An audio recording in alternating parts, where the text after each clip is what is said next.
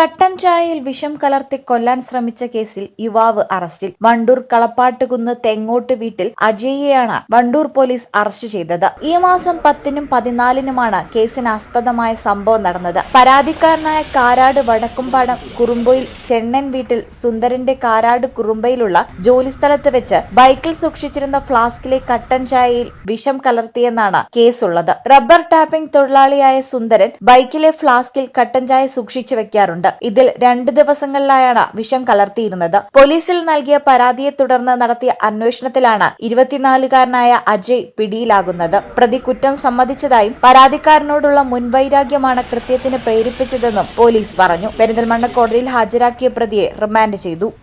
ഈ ചാനൽ വണ്ടൂർ. ഇടനെഞ്ചിലെ സ്വപ്നം മികച്ച ജോലിയാണെങ്കിൽ ഇനി ചിറകു വിരിച്ചു പറക്കാം. Empire College of Science. Empire College of Science, Moondal, Kuttipuram, Malappuram.